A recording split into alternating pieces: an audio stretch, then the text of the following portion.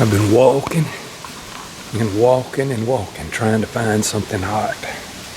Been looking at white oaks, water oaks, whatever I could find, and I thought it was going to be a bumper crop of white oaks this year. It turned out they just had a few acorns and most of them dropped out. I finally walked up in here at the head of this little hollow here.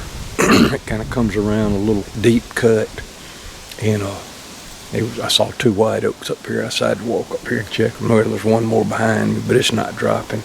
And I got up here, and lo and behold, these are dropping good acorns. And there's deer tracks here. And what they'll do, they'll eventually feed down in this cut, but what they'll do, they'll start feeding up on the hill first. It's a real good place for hogs. Real good place to see the deer coming in through a clear cut. I got a good tree right there with lots of cover. I think I can shoot good out of that tree. It's a little bit the wrong wind because the wind's blowing out of the northwest, but I think I can kill right there. They may feed. Look at, listen, I just heard a couple more acorns fall. But I'm just sitting here, I've been walking so much, I just had to get down here and take a little breather, catch up on my wind here, get ready to climb, repack. Had everything packed up for really doing a lot of walking. Got to get it unpacked, get it ready for climbing. I'm fixing to go up. It's a cloudy day. It's probably 60 degrees right now. It's not real, maybe 55. It's kind of chilly, but it's cloudy. It's not the best movement day in the world, but it's the best place I found. I feel sure a deer or a hog will come in here. I don't know when. It's supposed to be an early evening feeding, a minor feeding time of about 2 to 3. And it's probably pushing 3 now, so I need to cut this off and get on up the tree.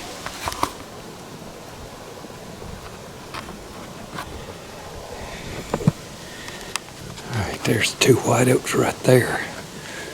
One of them's probably 3.5 yards and the other 5. And I'm real low because I got this cover up here in this holly tree.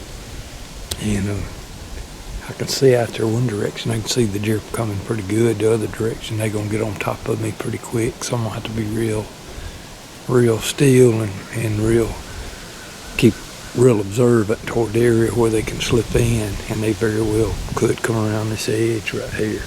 But I got good viewing out there. There's a lot of browse right out here. And I see some American beautyberry. They like to eat that. I don't see any honeysuckle, but there's briars and stuff. There's all kinds of browse out there. It'd be nice if one would come in and get to browse and kind of occupy himself. Not so uptight. I might could get a really good shot. If one does come in, it's going to be really good. But I may get busted. I don't know.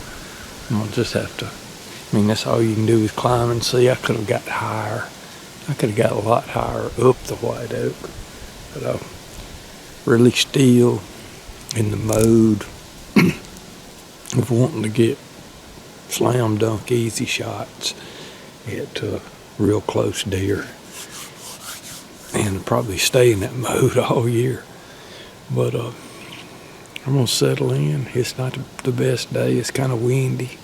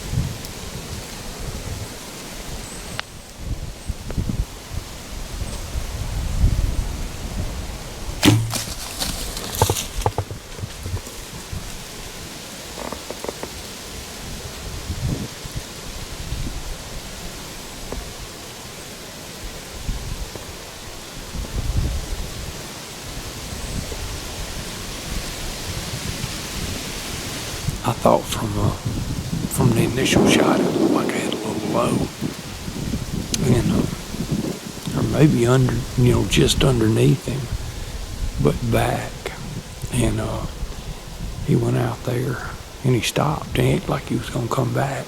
So I thought I must have missed him, and he kind of did something. He did something weird out there, like he spun around and might have laid down. I don't know what he did. He didn't just take off. He never was.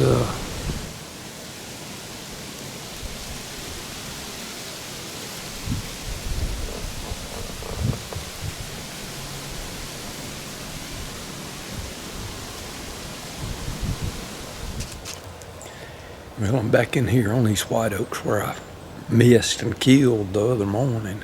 I kind of expect something to walk in then. But I wanted to talk a little bit about that shot yesterday. And I shot a little low.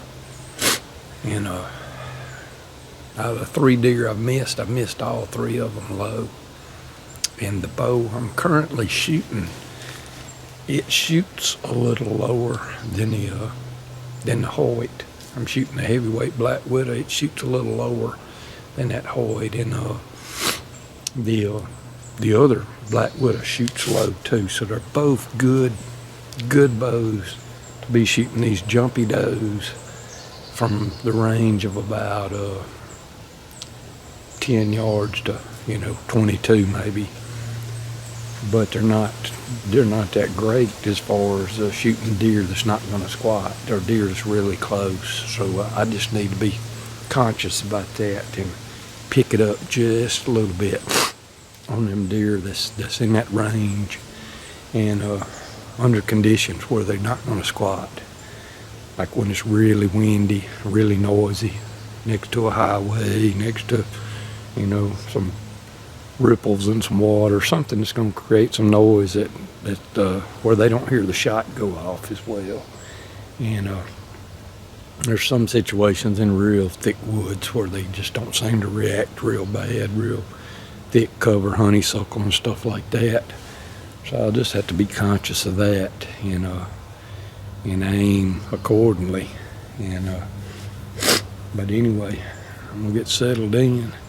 It don't make me mad to shoot under them. I shot over so many. I would say for all the years I've been bow hunting, my misses have come probably in the 90 percentile range.